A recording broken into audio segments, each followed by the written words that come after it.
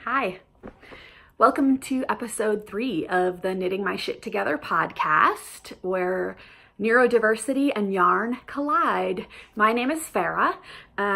You can find me on Ravelry and Instagram at Farah Knits, which is spelled F as in Frank, A-R-R-A-H-K, N as in Nancy, I-T-S. I always think I need to spell out my first name, otherwise people think I'm saying Sarah. I've even gotten Vera a few times, so that's interesting. As you can see, I am not in my usual location at my home in Minneapolis. By usual, I mean where I was the first 2 episodes. And that is because I am in Denver, Colorado. My oldest, my daughter, has had some stuff come up in life and she needed her mom. And she's going to college here in Denver. So I talked to her on Thursday and we FaceTimed and I got the vibe that she needed her mom. And so we talked and I bought a plane ticket and flew out here on Friday. I only flew out one way. I got a one-way ticket because I don't know how long I'm going to be here. It's up to her. I kind of told her that I'm here as long as she needs me or can bear me living in her tiny studio apartment with her. So, I mean, it's working well. We are doing fine together in her tiny studio apartment. But you know, she is a grown-ass woman and I get there are limits to how long you want to live with your mom in a tiny studio apartment. So as soon as she's ready and feels good about me going back to Minneapolis, I will. But in the meantime, I'm really, really grateful that I could be here for her. And so if you follow me on Instagram, you'll see that's why the podcast this week is coming out on Monday instead of Sunday. And I also needed to record it when she wasn't around, because it's a small space we're in. So she's at class and at work today, and also she uses the shared internet for her apartment building. So I wanted to also do it in the day when there's like less use of the internet, so that we'll see how long this takes to upload and all of that. With the internet here, it's not as fast as what I have at home, so we shall see. But yeah, I'm really grateful to be able to be here for her and be able to support her.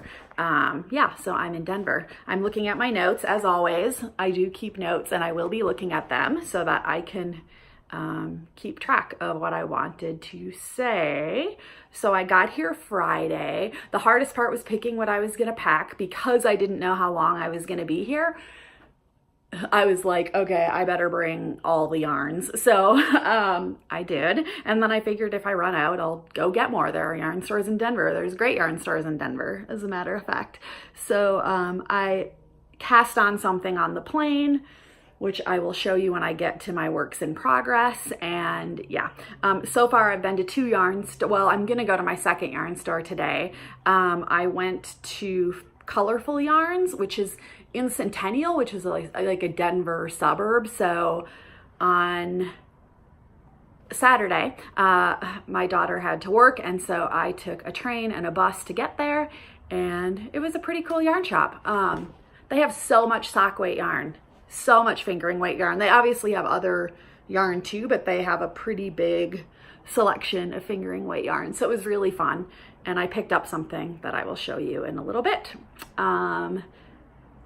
Today I'm gonna go to Fancy Tiger, and there's also a yarn store / coffee shop in Denver called Lamb Shop, and I've been there before, and it's nice because I do have some homework to do. So it's the end of my semester at school, which is why I was able to fly out here, because I'd finished all my classes. I do have 2 papers I have to finish writing while I'm here and turn in, so I thought maybe today I would go check out Fancy Tiger and then go to the Lamb Shop and sit and work on one of my papers and read more literary theory written by Frenchmen, and then write my paper. So yeah, that's kind of what I've got going on. So yeah, I don't know how long I'll be here. We'll see. I'm not sure. It's kind of interesting. So yeah, okay, on to finished objects. And I don't know how long today's podcast is going to be either. I have some to talk about, not a ton. We'll see. Oh, Also, what was a bummer is the day I flew out on Friday, I had a whole bunch of things arriving in the mail that I was really excited about, some yarn and stuff, and it all is at home in my room, and I'm very sad. But it'll be a wonderful surprise to come home to and be like, ooh, look, and yeah, a couple goodies are there waiting for me. So yeah. Okay, on to finished objects. I have a finished object this week, unlike last week, and that is, it happened. I finished my Tassels in Amsterdam shawl. This is all blocked. Here's the tassels I did using leftover Malabrigo sock. This thing is huge and I love it. It's all brioche with a little bit of lace. So how I've been wearing it typically, and I've worn it like every single day since I finished knitting it, even though yesterday it was 74 here, I was like, I don't care. I'm wearing my shawl. What I've typically been doing is just this. I'm having to record on my daughter's bed because it's the only space. So yeah, this is you can get an idea how I wear it. And I really like it. I might just keep it on for the rest of the podcast and just take off my sweater. So yeah, I really am in love with it. It is really soft and smooshy. I've gotten so many compliments on it, like 3 or 4 already, other knitters. When I got to Denver, I took a train to meet my daughter, and I was getting off the train, and this person came up to me, somebody who I would identify as a guy. I don't know if he self-identifies that way, but that's how I would say, this middle-aged man. I was getting off the train and he came up to me and he said, I love your shawl. And I was like, thanks. And he said, did you knit it? And I said, I did. And he said, what's the name of the pattern? And so that's how I know, oh, he's a knitter. And I was like, oh, it's called Tassels in Amsterdam. And I said, are you on Ravelry? And he said, yeah. And he was with a woman and he said, oh, right now I'm knitting a dress for her. So it was really nice. And I've gotten several compliments from other knitters who kind of like I went to the coffee shop this morning to get coffee and a woman was like, oh, did you make that? What yarn is that? What yarn did you use? So the shawl, the pattern is called Tassels in Amsterdam. It is by Katrine Schneider. And the yarn I used is Woolen Boon yarn in their I Need a Hero color. And the tassels, I believe, are leftover Malabrigo sock. I didn't have the label for this yarn anymore, but just scraps. And I really like the way the yellow came out and offsets the blue. I'm happy I decided to go with that. And I had an extra tassel. I made one extra, so I attached it as a zipper pull to my Fjallraven backpack because, why not? So yeah, this is my big FO. And, I was focusing so much attention on this that I was completely monogamous to it in terms of knitting. So yeah, I love it and I will wear it a lot. I already have worn it a lot. So I know I had put on Instagram, if you follow me there, that I was really nervous that I was going to run out of yarn. And so I scrambled to Stephen B and they had 2 skeins of this left. So the crisis was averted and I bought an extra skein. And then it turns out I didn't use all the yarn. So I didn't even need the extra skein. So now I have an extra skein and a little bit left over, but I'll be able to do something fun with that. I have some ideas in mind already, but sock yarn will never go to waste in my stash. And I don't have a super huge stash anyway, but which I like because, I've said before, I buy yarn for projects, not just like, oh, I like this, I'm gonna buy it. Instead, I find a project and I'm like, I am gonna knit this next. And then I go and pick yarn for it and put it in my queue. So on Ravelry. So yeah, I have an extra yarn now to do something fun with. And that's kind of it. Oh, and I'm going to put a link. So in my YouTube channel, I made a playlist called Mentions. And when I talk about knitting videos and stuff, I put it in that Mentions playlist. And I realized that there was a really great YouTube video I used to learn how to repair brioche, like how to fix mistakes and like drop down and ladder back up. And I watched several videos, but this one was the best. And the person who made it, who I can't remember off the top of my head, but there'll be a link to it in that Mentions playlist. They teach you like the structure of how a brioche stitch is made, because it's different than regular stockinette, obviously, and what parts to look for. And it was really helpful to me. And I was watching some podcasts the other day and some other knitters who were doing some brioche projects, and they were saying whenever they made a mistake, they were having to rip all the way back. And that was just not possible with this because it's 1,200 yards, and I didn't want to get 3/4 of the way done and make a mistake and not know how to fix it by dropping down. So I'm going to put a link to that video in that mentions playlist, like I said. So if you are already a brioche knitter or you want to try knitting brioche, I think it's always good to know how to fix our mistakes. And obviously there's some still little things in here. There always are, because it's handmade, not machine made. So yeah, don't know where, there's nothing glaring because, you know, I fixed them kind of as I went, but there were several times where I had to fix stitches once I knew how, and I was really grateful for that tutorial video and that I had watched it. So yeah. Okay, let's get on to works in progress. A couple things. So the first thing I want to talk about, and I've talked about this is the third episode I've talked about it, is my Mother's Day socks. This is the slip stitch lines pattern. I am using Urban Girl yarns in the Admiral Grace Hopper colorway. So here's what happened with these. Remember, I had one sock almost done, but I thought the fabric was too loose, so I ripped it out, got smaller size needles, and re-knit it. I had that sock finished. And when I had re-knit it, I'd also gone down from 64 stitches to 56 stitches, because you can decrease in multiples of 4, and re-knit it. And I finished the sock again, and then I went to put it on, and I could not get it on my foot. And my mom has a similar size foot to me, so I knew she would not be able to get it on her foot. So then I was like, how many times am I? So then I ripped it out again. I was gonna maybe do a different pattern, but man, this pattern really goes so well with this yarn. I really like this pattern. I wanted to keep doing it. So I ripped out again, recast on the toe, and I think I got to like the second or third of these pattern repeats. And then I realized, oh, you're knitting all the way around, even on the bottom of the foot in pattern, and not doing the bottom of the foot in stockinette. So then I ripped out again. And now, hopefully fourth time's a charm.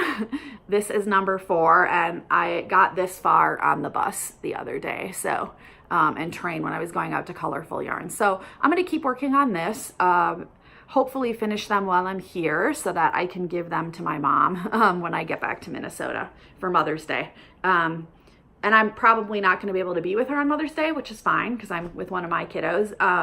In the meantime, though, I told her when I get back, we'll spend a day together and then I can give her her socks. So this is one of my whips that I'm working on right now. The other one, so I've made huge progress. This is called the Malin Sweater, or Malin Pullover by Isabel Kramer. I'm this far. Obviously, I don't have the neckline in or the sleeves. So the Malin Sweater by Isabel Kramer, I am knitting it in Cascade 220 Superwash. This is for my youngest who is going to college in the fall, and they're the same one who I'm knitting the box of socks for, and I'm also knitting them a pullover, and I just want them to have a little box. I might knit a hat or, you know, fingerless gloves. I want them to have a little box of knitwear from their mom to take with them to college. So, yeah, I obviously separated for the sleeves. Once you separate for the sleeves, you need to knit 8.5 inches down the body. And I checked my gauge. I took it off the needles this morning so I could check my gauge, and I think I'm pretty on my gauge. I am definitely like smack on my row gauge. My stitch gauge, I might be a little off, like half a stitch off, but there's leeway in this. And I'm half a stitch smaller, but I left plenty of positive ease when I was choosing which one to knit, so I think it's going to work out, and it still needs to be blocked, obviously. So basically these cable designs, our cable lace pattern is 12 rounds, and so I am getting 24 rounds for 4 inches. So basically like 4 and a half or 2, yeah, 4 of these I have to do total. Maybe a little more than that because I have to knit 8.5 inches down from the underarm. So yeah, I've got 2 of them done so far. This is just a really compelling knit to me. I don't know what it is. I'm like, at first I was like, I want to knit all the socks. And I think because I hit so many snafus with this sock, it was like discouraging to me. And obviously I'm still going to finish it. But then I was like on fire for this, and now I have this going. Yeah, I'm just loving knitting sweaters and garments lately and big things. So I'm going to just keep going and knit what I love. So yeah, I would really love it if I could make serious progress on this before I get home. If it doesn't get done, I mean, they don't need it until the fall when I'm going to give them the box of all the goodies. But in the meantime, it's really fun to knit. It's really fun to knit. And it's worsted weight, and I'm knitting it for them in a size extra small because they're tiny. So it's really fast. It's going really, really quick. But I cast this on in the Minneapolis airport on Friday, and you know, it's Monday, and so I've made good progress. And I knit on the plane, and it was interesting. Several people on the plane when I was knitting, when I was at the gate and when I was on the plane knitting, several people asked me, oh, they let you bring knitting needles on the plane? And I'm like, what am I gonna do? Like stab somebody to death with my knitting needle? I'm like, yeah. And I said, you know, I've heard it's different depending on where you're going internationally, but for domestic flights in the US, you totally can. And they were like, oh, okay. So yeah. Anyway, so you obviously pick up and put in a ribbed collar at this. I have to put in the sleeves. There's ribbing at the bottom, and I think at the bottom of the sleeves too. So this is the Malin Pullover by Isabel Kramer, and I am using size 7 needles to get the gauge I want right now, to get the fabric that I really like. And the fabric did turn out a lot like the swatch I knit, the fabric, so that makes me really happy that I did that big of a swatch, because this is the first time I've done that. And it's just really encouraging that like I don't have to keep measuring from the underarm down. And this is one thing Patty Lyons talks about in that interview with Christy Glass, and I put that in the mentions playlist I have, and I talked about it last episode, that you don't have to keep measuring with a tape measure if you do a good gauge swatch and you know your row gauge. I just have to know how many rows to knit, which is what I'm keeping track of. And I measure just to check it to see if it was really working out last night, and it's totally working out. So yeah, yay. This is a fun one. This is my second ball.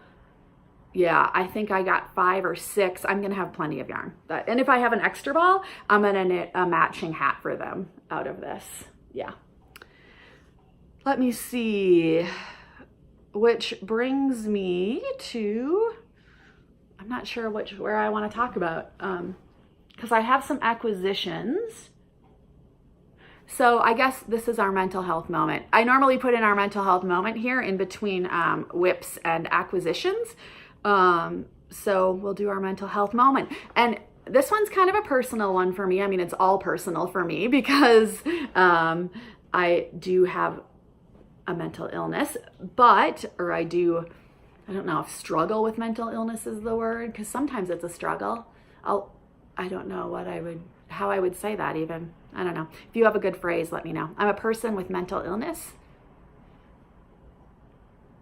I don't know. Anyway, I had this really weird thing happen. So last week was my last week of classes, and not ever, just for the semester.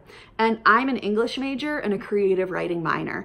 And in creative writing classes, a lot of them are workshop style, where you write and then obviously you print up, you have a page amount you have to write by, and you have a workshop date, usually 2 a semester, and you pass out a hard copy of your writing to all your fellow students, and then they read them all, and then the next class they workshop your piece, like talk about what's working, what isn't working, all of that. So our page limit for this class was a minimum of 8 pages double spaced, but it could be, anywhere above that. And the last week of class was my workshop day. So unfortunately, what happened was, after I had weeks earlier, like a month or so earlier, actually been writing like crazy and was totally had a writing streak, and I wrote like 17 pages on the piece I wanted to turn in. And just so you know, the professor in that class really wanted to focus on writing process and not writing product. So he had said, I don't want you turning in any finished drafts or like finished final copies, all rough drafts. So I wrote 17 pages, and my goal was to turn in like 30 pages about, is what I think that essay is going to end up in being. I write creative nonfiction, 30 or more maybe. But then depression hit, and I had like a couple week bout of depression. And when I get depressed, all my words go away. And like, it's just so hard for me to get anything requiring executive functioning, like writing and reading, done. So since being diagnosed and in the hospital this fall, I went to our campus disability resource center and I registered with them. And to do that, to register, you have to provide medical documentation of your psychiatric illness or condition, or disorder. And then you meet with a counselor and you talk about accommodations and like which accommodations you think would be helpful. And I have several accommodations. And one of them is, if I have to communicate about it with the professor, but flexibility on when I turn in assignments, and flexibility on attendance. So I don't take these accommodations for granted at all. When I'm feeling well, which is the majority of the time, I'm there at every single class. And when I went to college when I was younger the first time, part of why I dropped out is because I had a major depressive episode, but didn't call it that at the time, and I didn't reach out for help, and I just quit going to class, and I couldn't go to class, and then I just left school and didn't register anymore. So when I got depressed a couple weeks ago, I realized, okay, you need to take care of yourself, and this is why you have accommodations. This is what they're for. So I reached out to my professors and I said, hey, the depression fairy has visited. And that's the problem, is it's unpredictable. Like, I don't know when it's going to happen. So I just communicated with them and let them know which assignments I might need a little bit of an extension on. And they were all amazingly gracious and like, you're a great student. Your attendance is great. You work hard. Don't worry. Whenever you can get these things turned in, turn them in. They were really flexible. So that's a lot of pre-context, but you'll understand why. And that was really hard for me to do because I struggle with perfectionism. So I'm usually all or nothing, which is why I have to be in dialectic behavior therapy. And like walking that middle way is something my brain is just now learning to do. So it was really hard for me to be vulnerable and reach out to my professors and be like, I need to use my accommodations. Normally what I would have done is been like, no, you're going to push through, you're going to do it. I either would have done that or I would have just ghosted and quit going. And I didn't want to do either of those. I wanted to take care of myself. I wanted to be kind to myself. So I took the risk and reached out and used my accommodations. That's what they're for.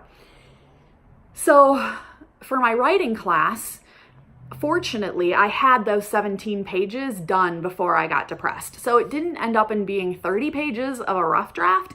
It ended up in being like 17 pages of what Anne Lamott calls a shitty first draft, which to me, a shitty first draft and rough draft are different. Like a rough draft, I've gone over my shitty first draft several times, but it's not a final draft yet. A shitty first draft is just as the words are pouring out and I'm typing them down. So I kind of wanted my fellow students to know that when they workshopped it, because like the piece I turned in didn't have a conclusion because again, I didn't get the last pages written. So I just kind of attached a note and I thought, oh, I'll try and be lighthearted about it. And they all know I have depression because I've talked about it in one of my pieces, my first piece I turned in for that class of the semester and got workshopped. And when you're taking creative writing, people get it. A lot of people in that class are neuroatypical folks. So basically, I attached a letter saying, hey, my plan was for this to be like a 30-page rough draft, but then the depression fairy visited and took all my words. So it's 17 pages of a shitty first draft, and I'm really glad and grateful that I just had this done. And I handed it out. And then, they workshopped the next class. My piece was workshopped. Everybody really liked it. There were some people who didn't say anything, but they're the same people who don't talk a lot in class generally anyway. And when you get your piece workshopped, you get handed back a letter from each person saying kind of like what they thought your piece was about, what it said to them, what worked for them, what could use strengthening. And it's a really good constructive criticism.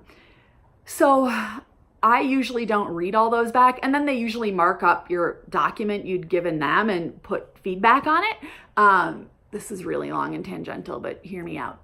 So I usually read those all over later in the day when I get them back the day of my workshop, and I use some of those notes in my edits when I, keep working and work on a rough draft. So I left class and realized this was my last class of the semester.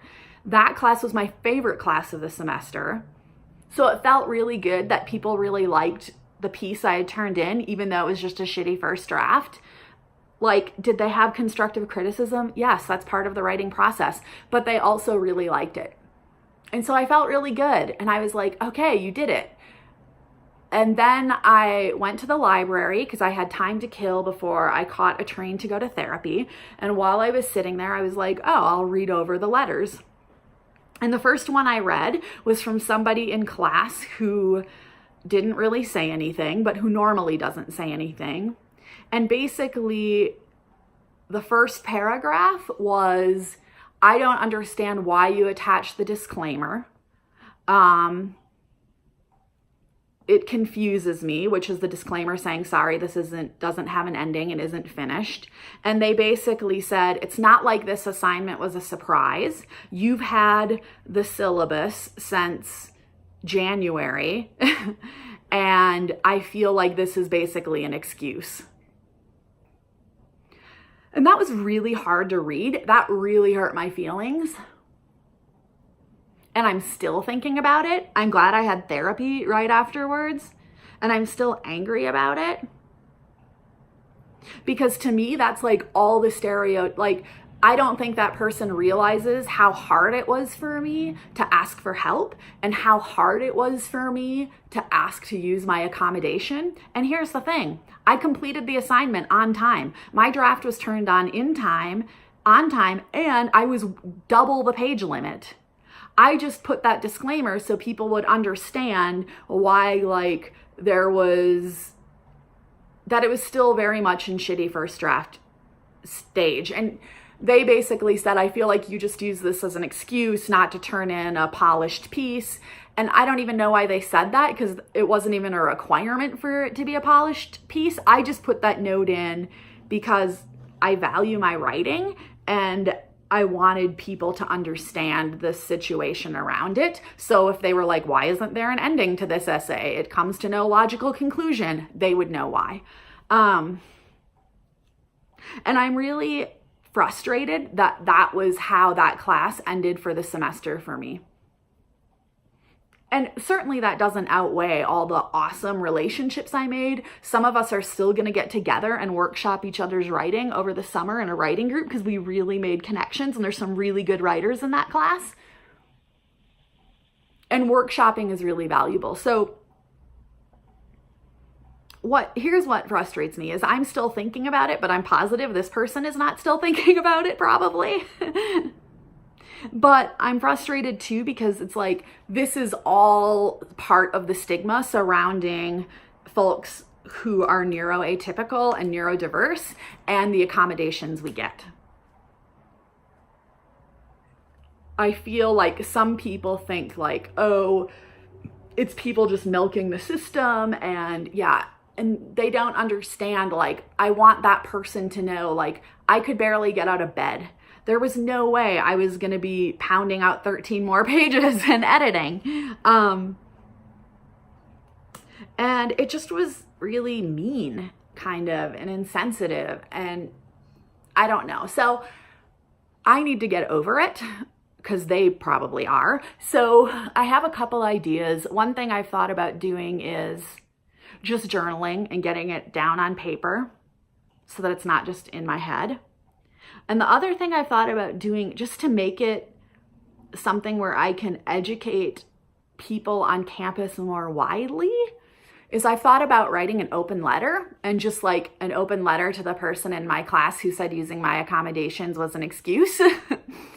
And I want it to be empathetic, but at the same time say, do you realize what you said? And do you realize how hard it was for me to use that? I don't know if I'm going to do that. I mean, I thought it'd be a great tool to educate people about academic accommodations for unseen illnesses and disabilities.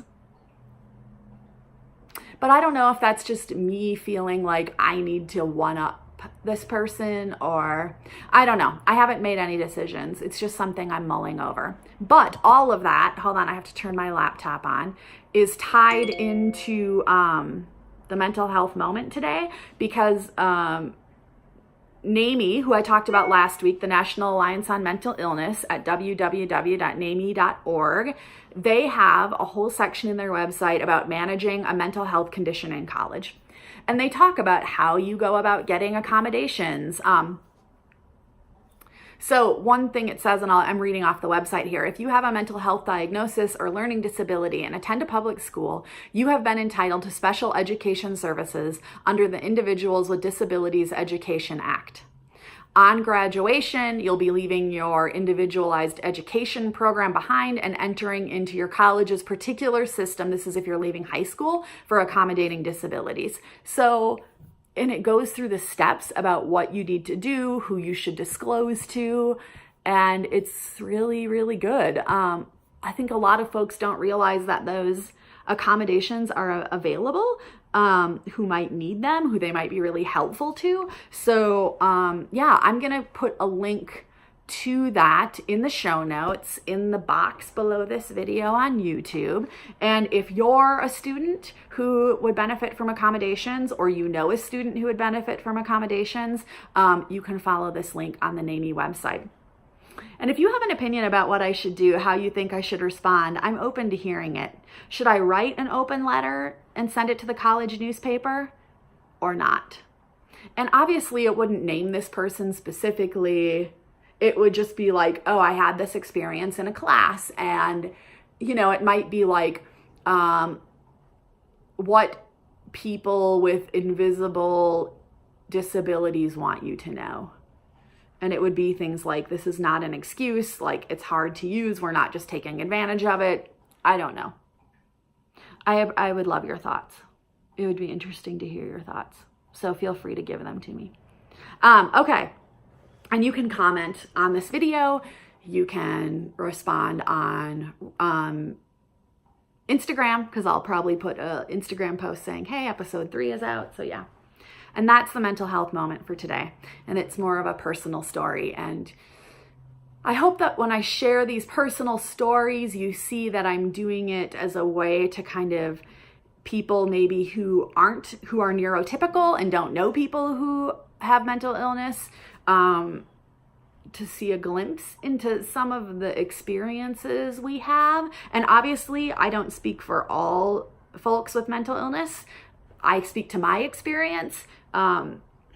Obviously, there are some shared commonalities, and then there's some that are very different. So take from that what you will, and hopefully it's beneficial to you. Okay, moving on to acquisitions. We're gonna go there. So, Saturday morning, so I got here Friday. Saturday morning, my daughter went to her job, but before she did, I had opened up my laptop and was looking at Ravelry, and I saw the minaret top or sweater. It's like a little short sleeve cropped top and sweater, and it is a pattern by Christina Dene, I think is how you pronounce the pattern maker's name, and it was in the top 20 on Ravelry. And the minute I saw it, it reminded me of my daughter who I'm visiting. She can totally rock the crop and top. She loves them. She's had several of them even before they were really in style. And I'm like, I really think she would like this. So I showed her a picture of it and I was like, do you like this? She's like, oh my gosh, I really love that. And so I was like, okay, I'm gonna knit it for you. So I said, what color do you want? And she said, you know, pick a yarn you think I would like. So then that's the day I took the bus and train to Colorful Yarns, and I needed about 900 yards of a fingering weight yarn. So this is what I decided to go for because this looks like her. This is Hue Loco. It's the Phyllis sock, which is a 4-ply sock, 75 merino, 25 nylon, fingering weight. And this, it's a little bit tonal. This is completely a color she would love. And when I showed it to her later, she was like, oh my gosh, I do like that color. So I haven't caked it up yet. I don't know that I will get to this before I get home, but that depends on how long I'm here. So if I finish the sweater and my mom's socks and I'm still here, then yeah. Also, the other thing I have with me that I haven't cast on yet is that I talked about last week is the shaker egg top. I brought the yarn for it and I finished my swatch. Let me go get it. It's gonna get bumpy because I have to get off this bed, but I want to grab it and show you.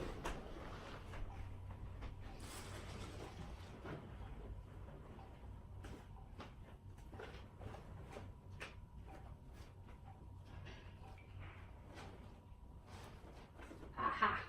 Okay, so I finished the swatch and I did my gauge unblocked. This is blocked. I kind of like did a hand wash with this and then dry blocked it.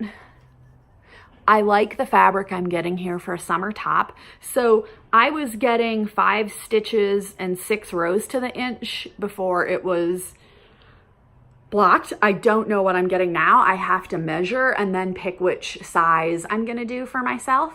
So if I finish the Malin pullover and my mom's socks, then I'm gonna start working on the shaker rag top for myself next, just so I have a nice sleeveless-ish summer top. And I think this is, I talked about this yarn last episode 2. It's Holst Garn. I think it's merino and cotton. It's their Coast, I believe. And yeah, I love it. And I think this is the lead colorway. I really like it. It really softened up once I washed it even a little bit. So yeah, I'm really excited to get going on this one as well. So I have this swatch. So if I finish the other 2 things, I'll have that to do before I do the minaret, just because I really want to get this top for me done. So the other acquisitions I had other than the Hue Loco yarn is I needed some tools for myself for the trip. So one thing I got was a few cables, extra cables for my Luca needles. I got like the 3.5 inch, I'll show you, Luca needles. I have them sitting here. I got the interchangeable set. So I got the 3.5 inch, which is shorter. But the longest cable it came with was this, which was 24 inches. And the thing is that if I'm knitting in the round, I'll want to magic loop if I'm doing a hat or something. And so I needed a couple longer cables. So Colorful Yarns had those. So I got 2 40-inch cables as extras. And I was glad to get that. Then I also got some, I got some repair tools in wood. The one I had before was metal, and you know, these are the tools that have like a crochet hook on one end and a point at the other. And the pack I got comes in 3 sizes. I can't remember who did this one, but I wanted it in wood because the metal one I had, it's like it would just fall and drop out if I needed to sit, you know, have this hold stitches. So I wanted some in wood because it doesn't slide through the yarn as much. It's a little bit stickier. So I got these. And then I got some wood cable needles too for the same reason. I had like plastic and metal cable needles. These are Brittany's, I know that. I think these might be Knitter's Pride. I guess it might say it on there, but it doesn't. And then these are Brittany cable needles, and I wanted wood for the same reason, so that when you put the cable needle on, it's not just like falling right off.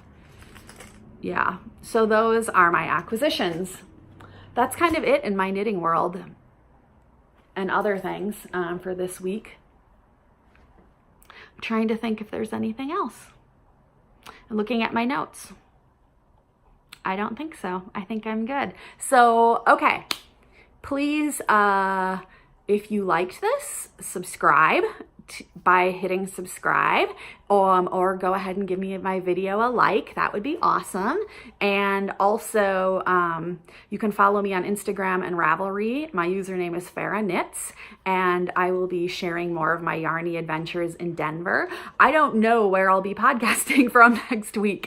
Hopefully I can do it on Sunday. If I'm still in Denver, it will be Monday. If I'm back in Minneapolis, it will be Sunday. So we shall see. I can't fathom. I don't think she'll want me here more than a week, honestly.